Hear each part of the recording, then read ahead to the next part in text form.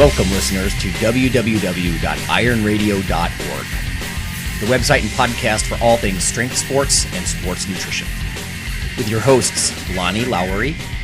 Remember, Phil is like a gnarled old oak tree held together with scar tissue and bone spurs. Rob Fortney. And I'm telling you, the pain that I would suffer was beyond excruciating. And Phil Stevens. Do it, Rob. You'll kill all those nerves. Thanks for listening. Good morning, everybody. Go to strengthguild.com, strengthguild.com. Scroll down to the Iron Radio collections, and we've got new shirts and new banners for you to support the show. Everything from just a regular banner, regular shirt, to ones with sayings on them, like Lonnie's Phil is like a gnarled old oak tree shirt.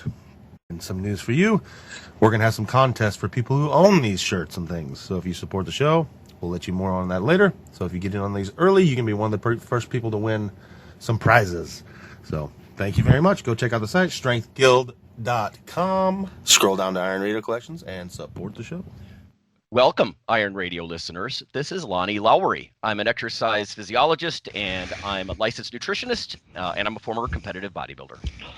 This is Phil Stevens. I'm a powerlifter, strength coach, apparently hiker. We went and spent a week on the Appalachian Trail, and awesome. Just having a good time. Nice. This is Dr. Mike T. Nelson, creator of the Flex Diet Cert and the Physiologic Flexibility Cert, and associate professor at the Carrick Institute. All righty. Phil, what about your trip here? I mean, did that is it going to be a bonus for your training, like just recovery and cardio kind of thing, and just physical activity, or is it going to beat you up so you have to rest before you go back to the gym? No, we got back. When did we get back? Late Tuesday night, and so I haven't trained since I got back, but I'll go in and squat today. My hips and stuff were a little beat up, my knees mainly, but that was jumping from boulder and stuff. I did eat shit one time. I was climbing a mountain stream, and I was jumping from boulder to boulder like I was 20 years old again. And I hit one that was slippery and face planted right into a mountain stream that was like 37 degrees. But I'll wake you up. But other than that, it was good. I mean, I'm getting some compartment syndrome in my left leg. The leg they took a couple veins out of to replace my femoral artery. That's it. But I mean, basically, I just shake it out and I'm good. The hip replacement did fine. There was maybe a little aching, but other than that, I mean, my knees just kind of, when you're coming down a mountain, that seems to be the worst. The eccentric loads. Yeah, the going up wasn't bad, and my cardio was fine. Like I said, the only thing that happened is that my left calf it's like it locks up. It's like a horrible muscle pump because the restricted blood flow in that. But I just stop for a second, shake it out, and I'm good. So, no, we just relaxed, man. It was just relax and have a good time. I cut a bunch of wood, climbed mountains, stayed active the whole time. Yeah. So, I mean, got your GPP in. Yeah, I didn't need to train. Right. I didn't want to train. It's good to take it's good to take a break. But, and then I came back and signed up for a meet. So I got a meet in November. November, nice. Going to Columbus, Ohio, to lift in November. Awesome. Try and drag Windler out of his cave. There you go. Come yell insult at me, and tell me how I am. Maybe I'll come down for it. It's only 2 hours for me. Yeah. Maybe I'll go on down there. Sounds good. All right. I only have two pieces of research to talk about today in the science news. After the break, everybody, we're going to talk about a recent buy and why. Fitness, food, things that we've purchased recently. Mike and Phil for their fitness, facilities. Me just for my, home gym stuff. I just bought a bunch of stuff actually. I don't know, and maybe you can pick up some ideas. I might even put some links to the stuff that I just bought on Amazon. I poked around, and these were sort of my best guesses, and we're going to see. But anyway, yeah, food and fitness purchases and why. That's what we'll talk about. This first piece of science, Phil, kind of goes back to what you were saying with the blood flow and whatnot. Strength and muscle sport news. I'm curious to see what Mike says about this as well, because I've always been a little bit down on nitrite intake, like preserved hot dogs and bologna and things like that. I was always worried that nitrites were related to stomach cancer. I've read stuff like that in the past. And now, not to be confused with nitrate, my understanding is you get a lot of nitrate intake from actual vegetables. But anyway, this is the title of this is Gut Reaction, Habitual Dietary Nitrate Intake as a Modulator of Skeletal Muscle Contractile Function. So this is the Journal of Nutrition. This is just the commentary. It's not the main article. This is from Yates and Coggan, but it says, specific nutrients are needed to promote and maintain numerous biochemical processes in skeletal muscle across a wide range of physical activity durations and intensities. Over the last decade, considerable attention has been given to diets high in nitrate, so NO3 minus, right, from either green leafy veg or beetroot juice supplements. Dietary nitrate enhances the bioavailability of NO, essentially, right, a well-known vasodilator there. What they did was they're just exploring here. It says the effects of dietary nitrate on skeletal muscle contractile properties have gained attention over the last 5 years, especially in the context of healthy aging. I'm going somewhere with this. Specifically, it has been demonstrated that an acute dose of dietary nitrate increases maximal knee extensor angular velocity and power in both older men and women. So literally an acute dose, eat some nitrate, more powerful knee extension kind of thing. Again, in older men and women. So it says in the current issue, Sim et al. Have extended their previous findings investigating the relationship between habitual dietary nitrate intake and muscle function in both women and men, and the potential influence of physical activity on this relationship. So I'm just going to cut to some of the basic findings here. The key novel findings from this study were as follows. 1, participants who consumed the highest amount of dietary nitrate were more physically active than lower dietary nitrate consumers. 2, higher dietary nitrate consumers demonstrated superior muscle function compared to low dietary nitrate consumers. That's interesting. 3, optimal function was demonstrated at about 90 milligrams per day. So they go on to kind of conclude here, this provides intriguing new evidence supporting a link between dietary nitrate intake and muscle contractility. Just very interesting to me, right? With all the vasodilator supplements out there and all that kind of stuff, then, wait, so they're suggesting you could, if you ate enough green leafies or, beetroot juice or supplements with nitrate, you're going to get more powerful muscles. That's amazing. Now, again, you got to be careful. Some of this is in older folks, of course, and they might have declining muscle function, but it does make me think about aging powerlifters, that kind of thing. Mike, have you read anything about nitrate or nitrite lately, or what's your view on that whole nitric oxide angle? I guess it depends on the person's goal. Yeah, it's it's one of those things that's interesting. It's been around for quite a while, and yeah, ideally for listeners, you want local vasodilation.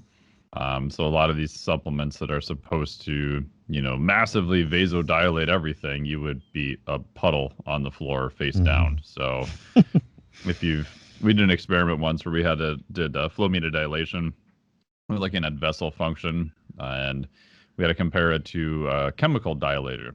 So normally what we do is you occlude the forearm for 5 minutes, you image a vessel in the upper arm, and then you hit a pedal, you let the occlusion go so the cup opens, you get a massive amount of blood flow that rushes in, and we see shear stress on the vessel wall, that causes the vessel to dilate. And under ultrasound, then you can measure the static to the difference between them. And so for one of the studies, we had to compare it to a chemical dilator, which is nitroglycerin. So I was one of the people in the study before we helped with it. And so I got nitroglycerin laying in a hospital bed there. And yeah, you could just feel your pressure drop. Like if the fire alarm went off, I would have been face down on the floor. I would have been nowhere. And then 5 minutes after that, I got just a crushing headache. So anyway, you want a local effect, which might be possible.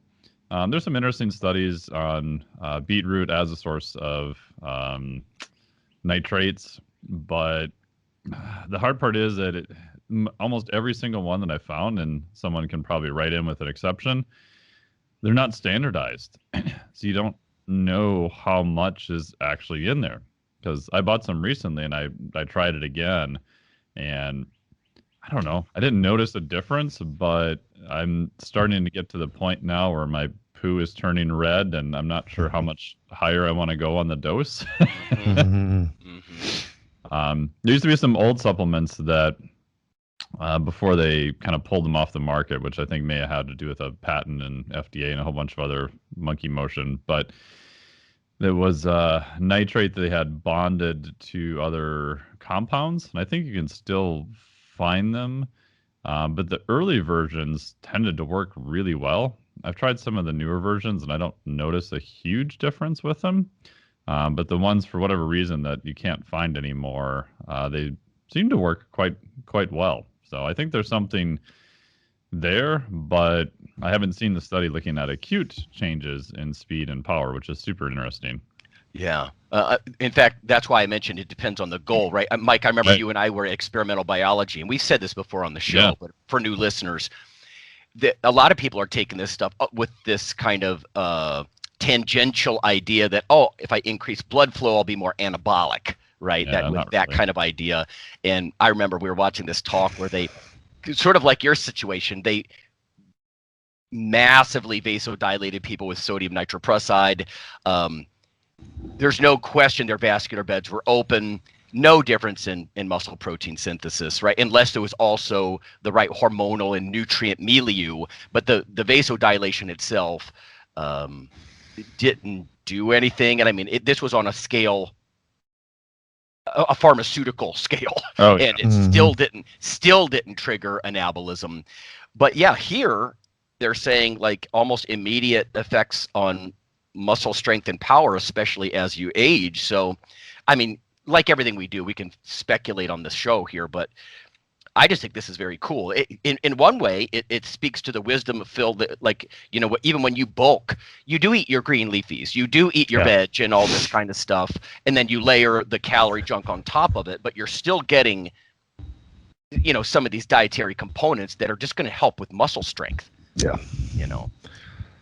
So, anyway, so that was pretty interesting. A little bit about, literally like not just acute, but also chronic intake, right? Habitual intake and what it might be doing for muscle strength and power as you age. So I thought that was cool. This next one,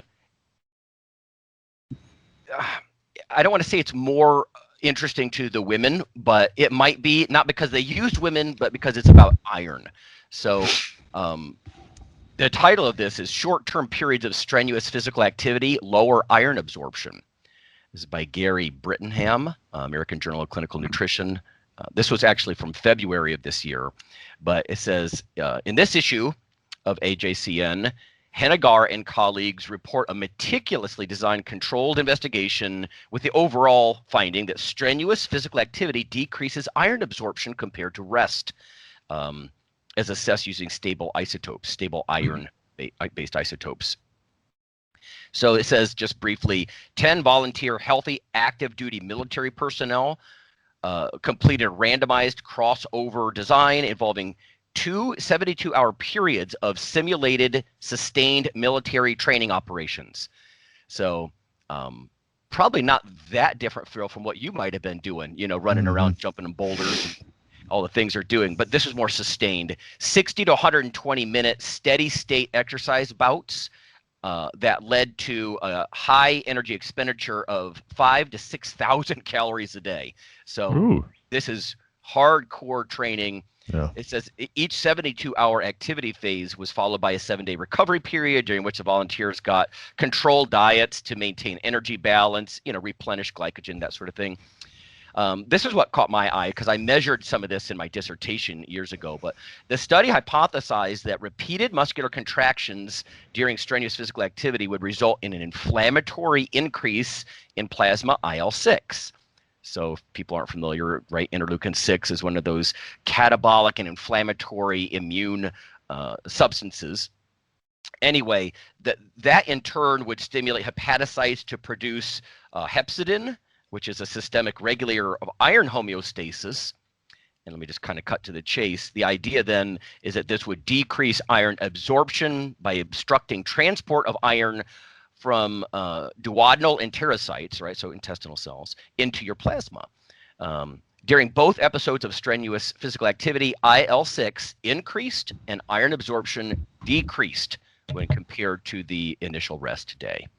And of course, there's more to it than this, but it does make me wonder that, and the reason I mentioned women is it makes me wonder that more women than men have anemia, right, because they lose blood every month with their menstrual cycle, and men don't have that. If anything, most men, iron builds up on us between, teen years and maybe your 30s. In fact, it's one of the reasons I regularly donate blood. I do it to help people, but I also do it for my own sake. But yeah, this is interesting, right? Because like Phil, if you have somebody comes into your gym and she's like, I'm struggling with anemia, and I can tell you as a nutritionist, it's hard to get people back into a good iron status if they're full blown anemic. I don't, like literally the red count is down. It's not just, like a serum ferritin issue, but they're full blown anemic. Then they're training their ass off in your gym. And I'm thinking, oh crap, is this going to prevent them from absorbing iron? So they can rebuild. I don't know.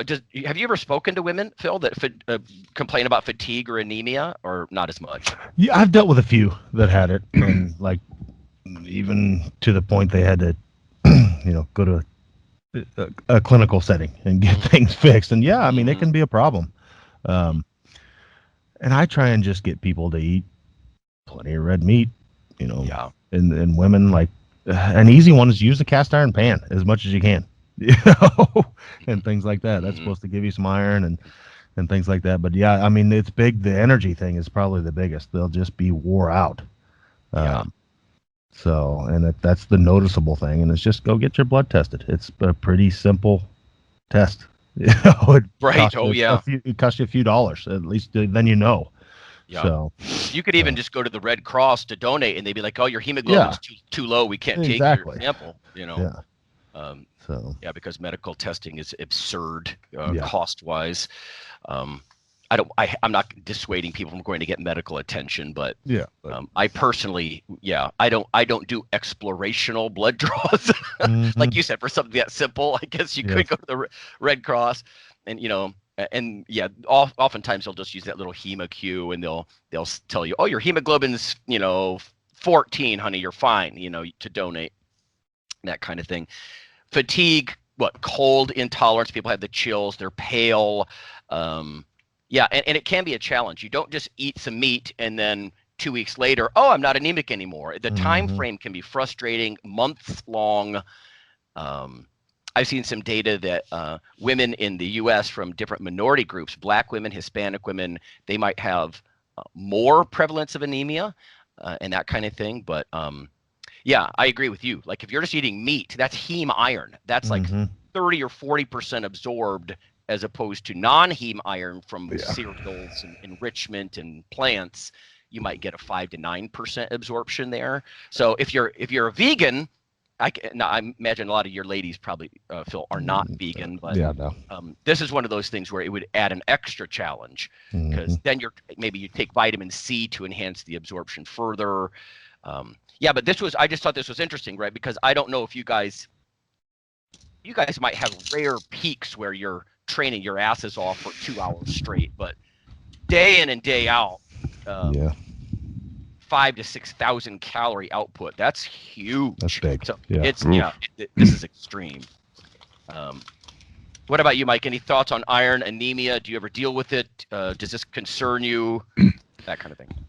Yeah, I mean, I would say it's relatively commonish. So in females, if they're getting blood work, I always tell them go back to your doc and ask for, the standard stuff, CBC with differential, CMP, and then For women, I would almost always add an iron panel because I think they're probably going to be low. Guys, I usually have them add an iron panel because they potentially are too high. And then usually with women, maybe some thyroid stuff. That just depends upon how neurotic I think they are and what other issues they have, because that can be a whole rabbit hole itself with your physician. And then also if they're doing a ton of long distance running, especially if they see a huge uptick in volume, right? So they could be just crushing red blood cells under their heel too. So that could result in some issues also. So looking at their training volume, what type of training they're doing, especially if it's running. And then I also do just simple nutrition logs like you guys talked about, looking at heme iron. Where do they get sources from? How much iron are they at around daily?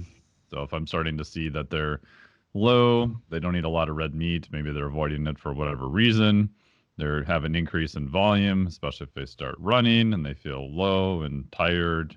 Yeah, all those are kind of hallmarks from talk to your doc about getting an iron panel in addition to other basic blood work. Right. Yeah. Especially the worst case scenario for iron absorption would be, if I was working with a lady and she said, well, I'm fatigued, I'm cold intolerant. You notice that she's kind of pale.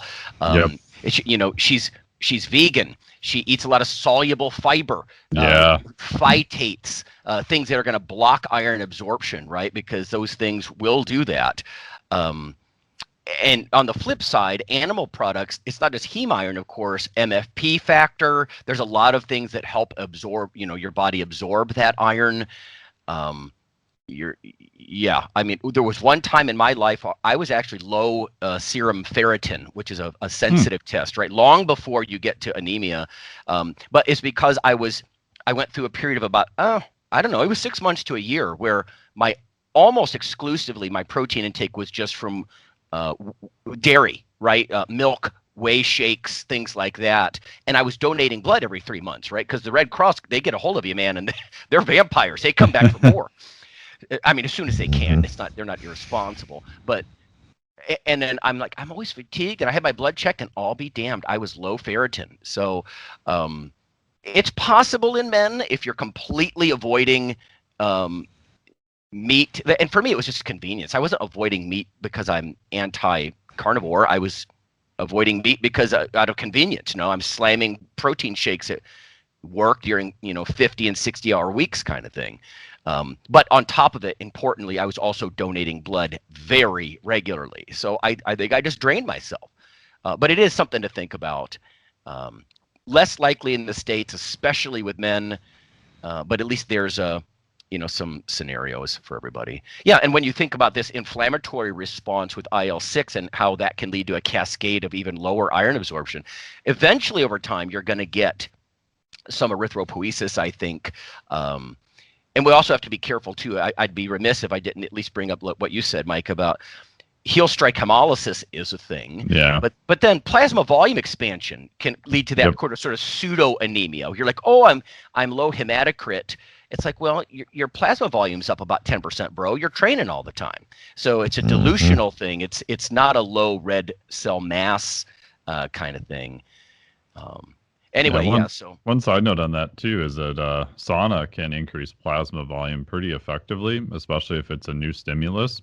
Interesting. If you have someone who gets a sauna and they start going crazy with it, and that's the only change, and you see some weird blood work stuff, you may want to have it redone, like you said, after a couple of weeks, because you can get some pretty interesting plasma volume changes that can actually help with aerobic performance too. Oh, I did not know that. That's cool. Yeah. Okay. Well, all right. Well, that's what I've got for the science. There's a little analysis for everybody. When we come back, we're just going to talk about a recent buy and why, as far as fitness and kitchen equipment, whatever. So we'll be back.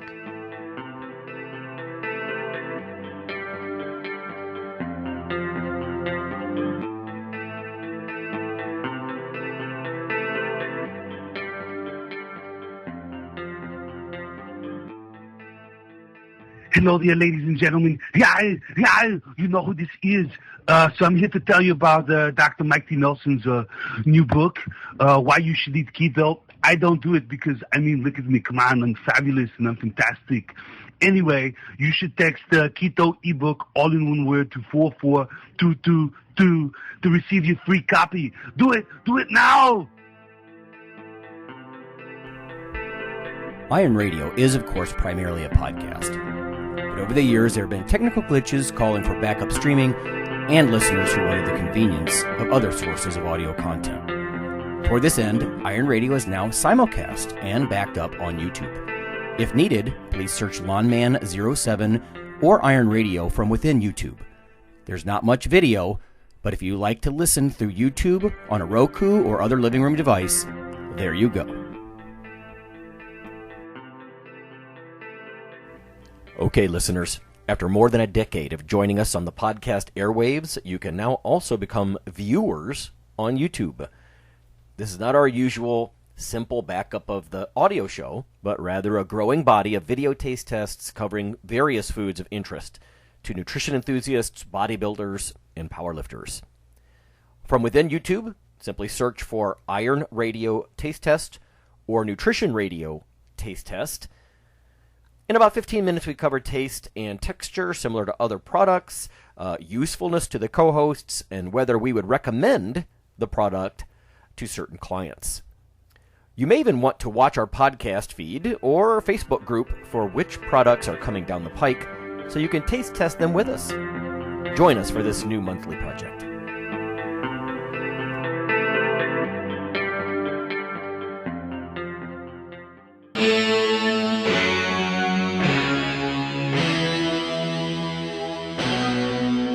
Like your weekly fix of Iron Radio?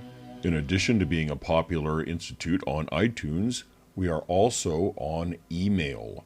Simply go to www.ironradio.org and sign up for the voluntary email. You'll get a once per week email, no more, that's little more than the show notes and a link to the audio. So go for it.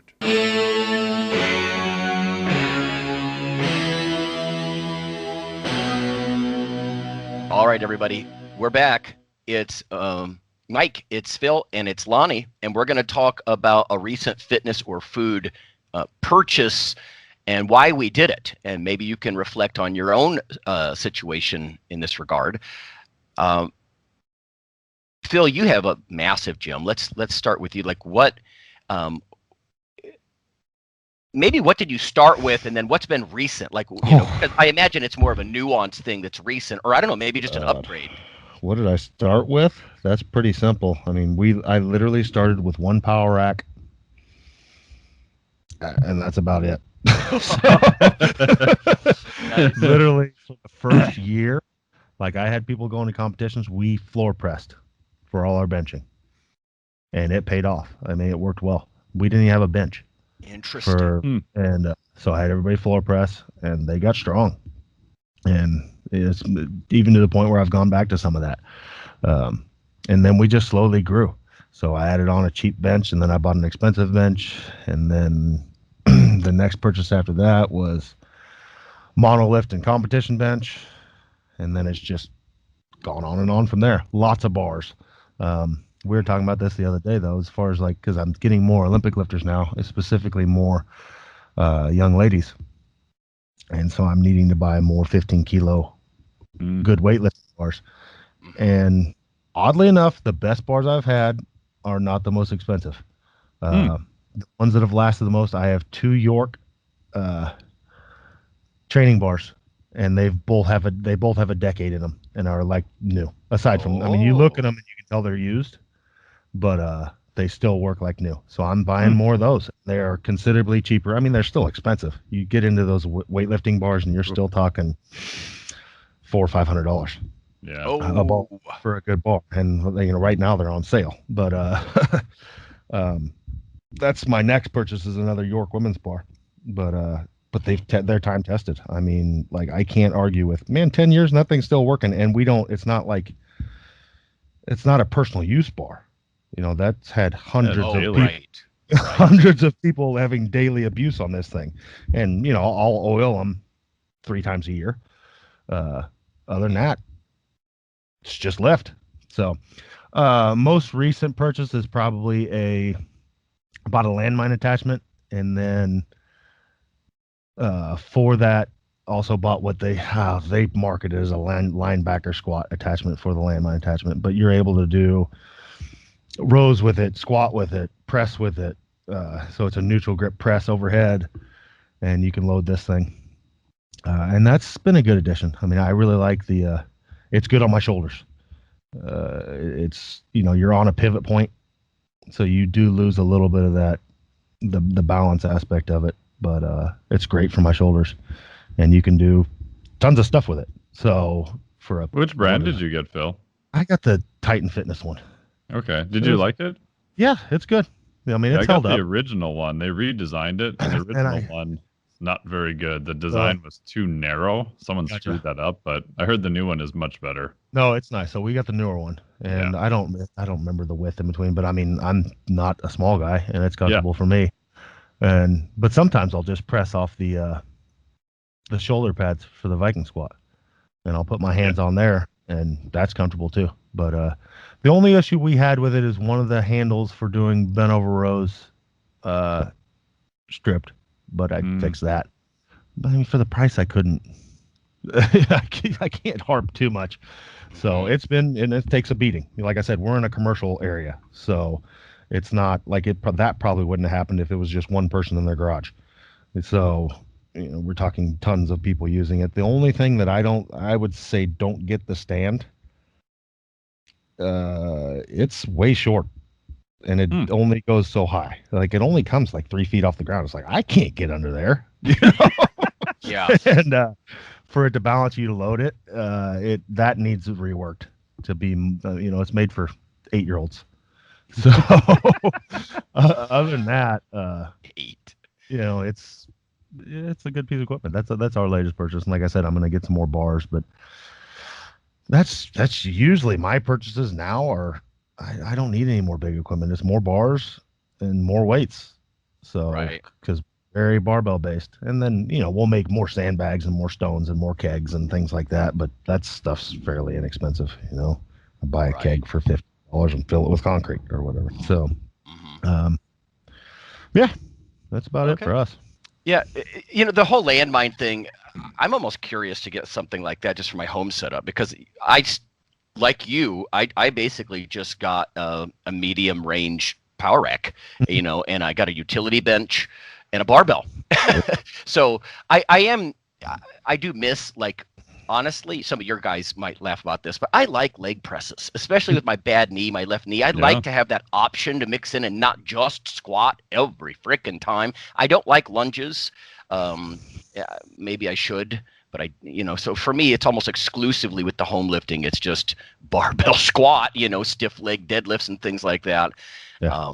As far as the what you're talking about with, like, the whole landmine idea, in the past I've done, like, well, you could tell me where this is wrong, right? But I would even throw a heavy mat in the corner of the room and just jam the barbell in there and do my bent rows like that. I mean, same thing.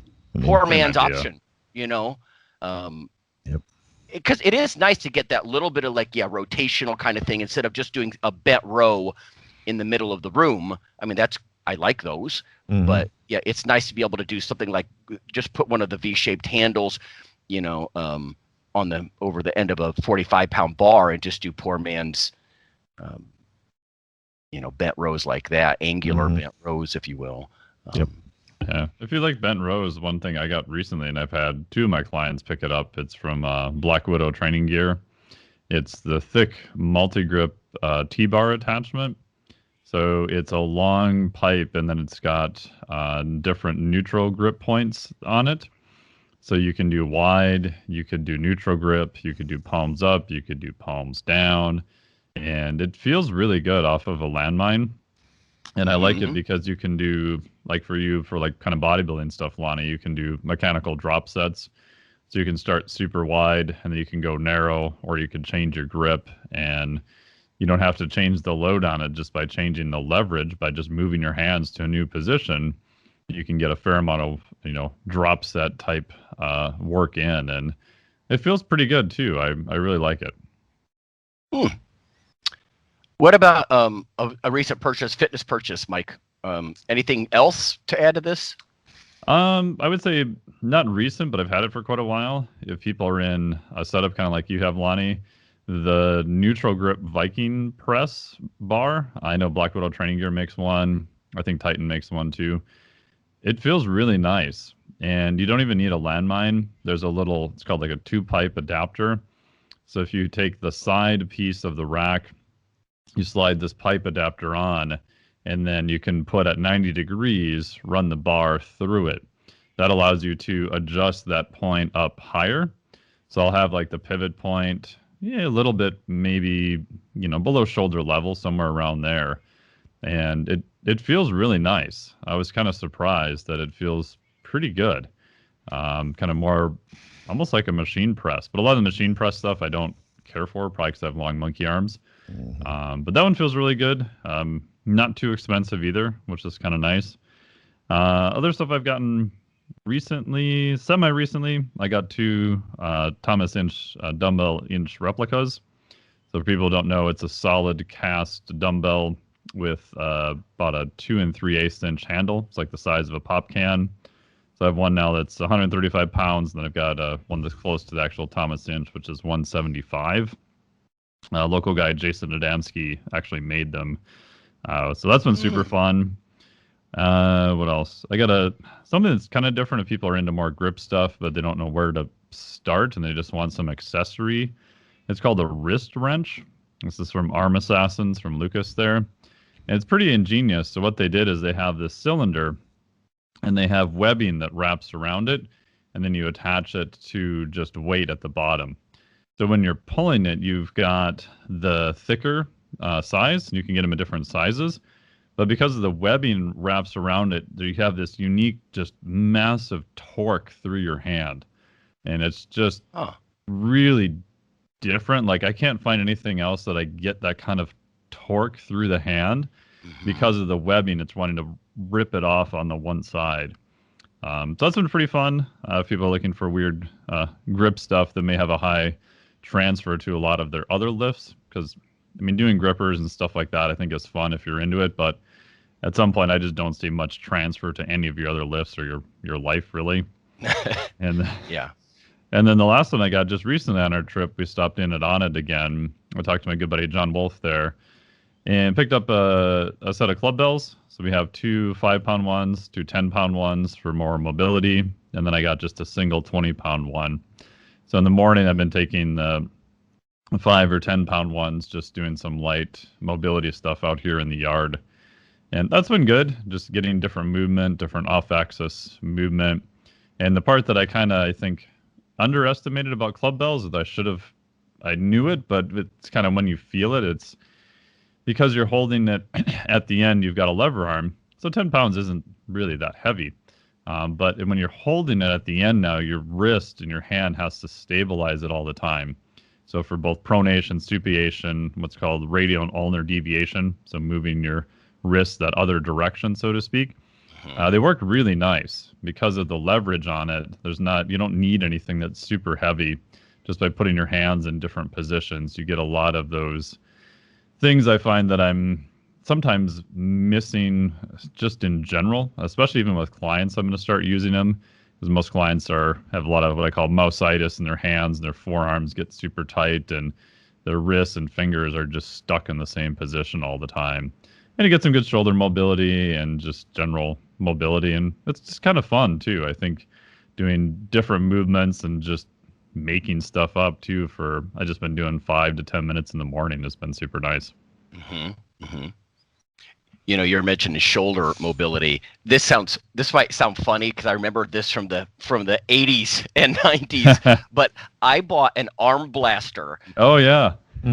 Now, because at first my son was like, "Why'd you do that?" I'm like, "Well, you got to understand. Like when I do dumbbell curls, if I use the 40s or 50-pound dumbbells when I'm doing curl, my shoulders hurt. They grind, and I've noticed if I keep my elbows really back against my body, it doesn't happen. So I thought this might be a way for me to keep the weight up, because what I don't want to do is age and just use lighter and lighter weights. I mean, that's just going to guarantee I'm going to get smaller and smaller, or weaker. So I'm going to play around with an arm blaster for almost orthopedic reasons, and we'll see if this helps at all.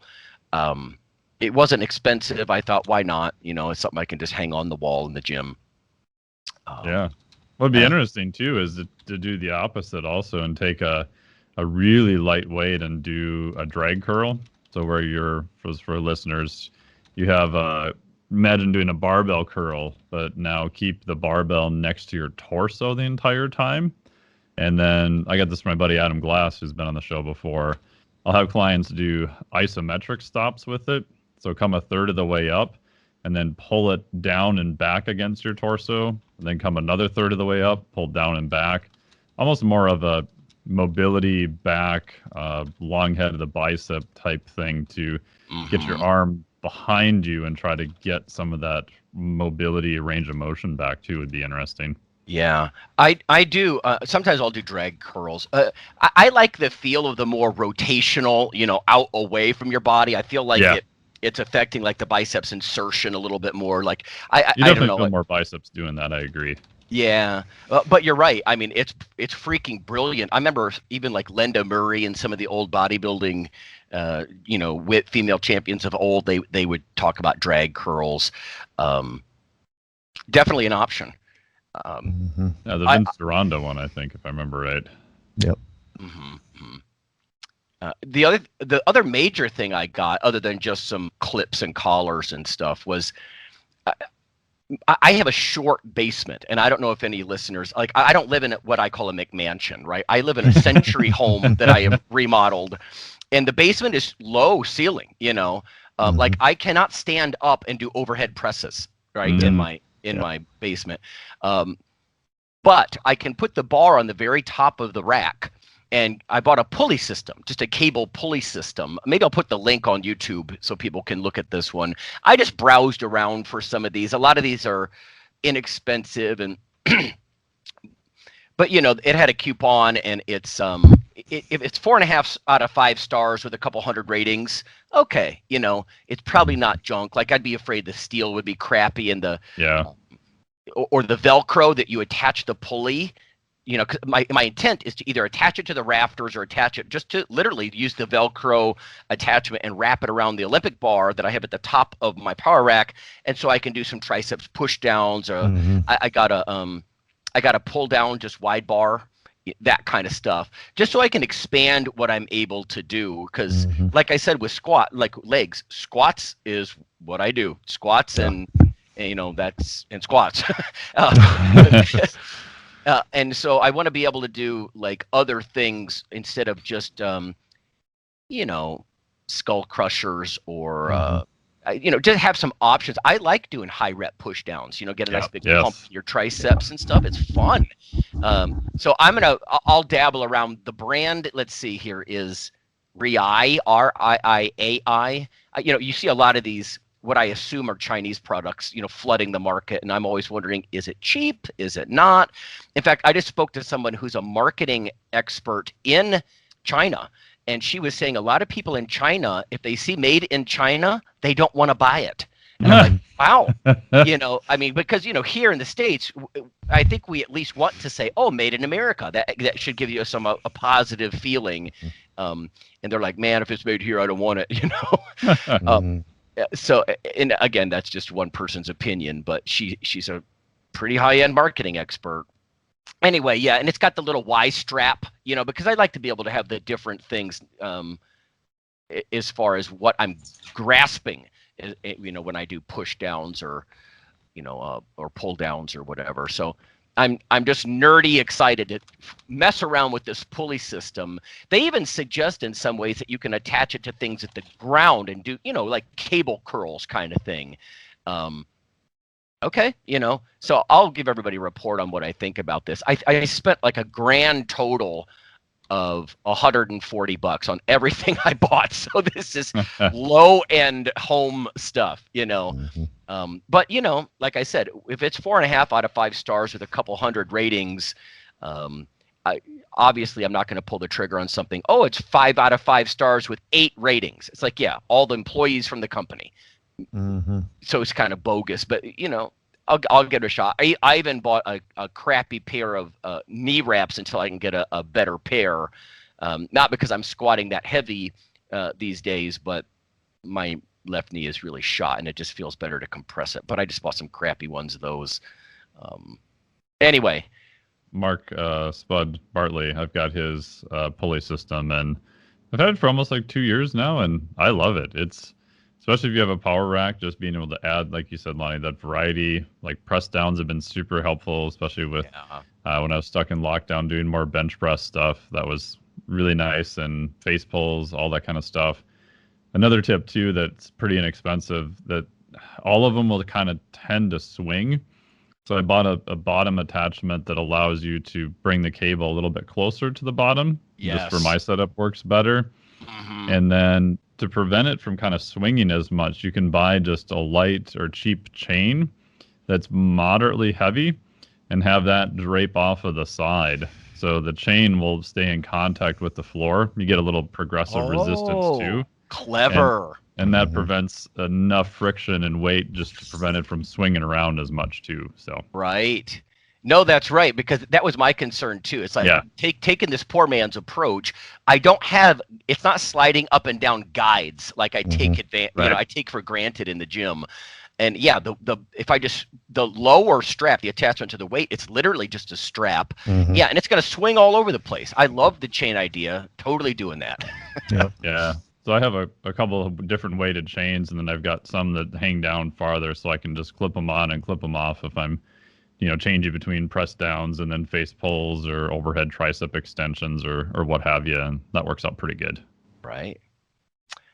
Just to wrap up, have you guys, on the off chance, bought anything in the last year or so for like nutrition, food, kitchen stuff? Fruit trees. I planted a bunch of more fruit trees this year. Nice. So that would be nutrition things. Hell yeah. So, okay. So what do we have? We have pears, plums, cherries, apples, and nectaplums now. So, Nectaplums? Nectaplum. It's a hybrid nectaplum. Hybrid. Yeah. So I'm interested in that. But we're slowly planting a huge orchard. So we just gave up on planting anything that doesn't give food back to us. So everything we plant gives back. Right. Absolutely. So, well, and this last year, it was the first year, I have walnut trees all over my property. And I was like, we've been wasting these every year. So I collected a big barrel of them just to see how it went. Oh, they're delicious. So we're going to go all in. Yeah, we're going to go all in and collect all the walnuts next year. So, yeah, we've been cracking walnuts. I had to get their black walnuts, which I didn't know are a lot tougher. I had to get like this commercial cracker thing. But because if not, you're basically using a hammer. And you got walnut all over the place. But I got this big absurd cracker that has like a 1.5-foot handle, and it pops them. And so, but oh man, they're delicious. So that'd be my food purchase is that. And, right. Well, we bought Percolator coffee makers for camping, and now we're going to use them in the house because we loved them so much. Really? Yeah, those old school percolators. Yeah. Oh man, it was so amazing. Huh. Yeah, I mean it's kind of like a French press, but you don't boil the water before and then pour it in. It does it all at the same time. So, yeah. But well, that's good stuff. If society ever collapses, I'm gonna come visit. Come visit. Yeah. So, what about you, Mike? Kitchen gadget or food or nutrition, anything?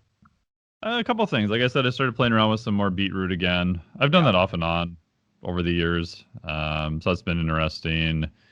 And also bought a powdered maquis berry, MAQUI. I usually try to rotate through some kind of weird, I hate the word superfood, but something that's just a little bit more exotic that has some interesting data on it. And it's like the second time I've tried this one. There's been a couple companies that come out with it as a bodybuilding supplement once in a while, but never really catches on. There's some interesting mouse data on it. One of them here is looking at helps with subcutaneous white adipose tissue and insulin resistance in fat-induced obese mice. So again, the mouse study. But it looks like it may help kind of brown some white adipose tissue. Who knows if the mouse studies translate to humans? Most of the time they don't. Right. There's some other good data showing that it is bioavailable in humans, it's in the kind of anthocyanide population, the berry population. So Love it. yeah, so just been adding that to the super shakes. And then the big thing we got probably a year ago is we got had to upgrade the grills. So we got one of the new Traeger grills. It's a wood pellet grill. And that's been awesome. So you can set it it's almost like more of a convection oven that runs on wood than anything else. And you can program it. So we've been playing around with different steaks. So I'll put it on there, put the rub on the steak. I've been doing a coffee, salt, and chili powder rub recently. That's been pretty good. Ooh. Put that on the steaks, and then we'll put them on there at 220. Put it on like super high smoke until it gets to an internal temperature of 130. Then I'll take them off, let them rest for 15 minutes, turn the grill up to 500, and then we'll reverse sear them at that point to whatever internal temperature we want. Let them sit for a few minutes, and that's turned out really good, and it's super easy to do. You're such an engineer, Mike. You're like, yeah. I record the temperature here, and here in the process. Let me draw a schematic of a protocol cartoon. I love it.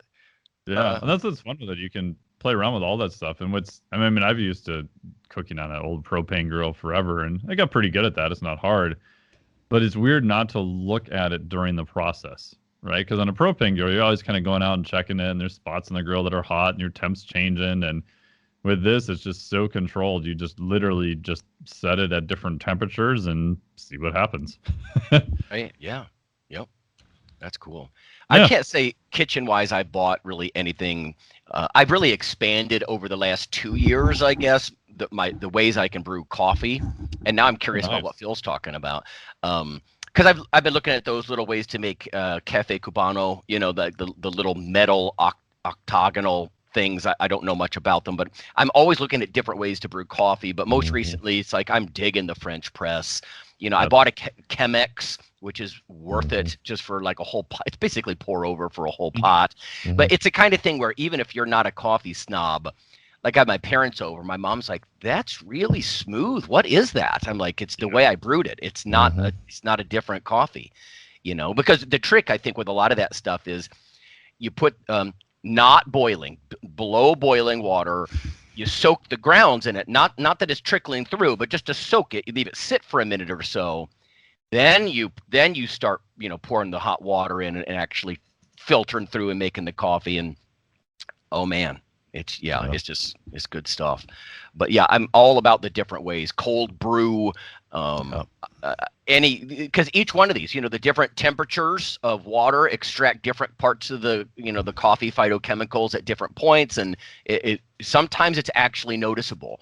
I'm not like I said, you don't have to be a snob looking at that Specialty Coffee Association flavor wheel, which is fascinating, but most people can't. You start in the middle of this wheel and it radiates outwards. So you're like, does it have berry notes or is it more roasty and toasty? But then the wheel just gets more and more complex. Like, is the roasty toasty like burnt bread, or is it like nuts over, chestnuts over an open fire? The fruit. Oh, I got fruit notes. Is it citrus? Is it berry? And then they go from berry to, is it more blueberry or black raspberry? I'm like, what? I'm not a super taster. I don't know, but it's good. Yeah. But that'd probably be the thing that I'm playing with the most, the different kinds of, brew methods and stuff. Yeah. That's fun. We've done that too. I still like French press because I like some of the kind of oils and that, for lack of a non-coffee wheel taste, like more coffee taste. But we've taken the same coffee and I've done it. We've got a pour over here too with one of the metal filters. And the pour over, I like with some other types of coffee. And like you said, Lonnie, it's very, for lack of a better word, it's cleaner. You don't get as much of the oils. It's usually smoother, a little bit lighter. So I was surprised that it does make a pretty palatable difference. That most people could tell a difference too. Right. Yep. All right. Well, good stuff. That's recent buys and whys. So I guess that's all we've got this time. We will catch up with everybody next week. Yep. Good. Have a good one. Yeah.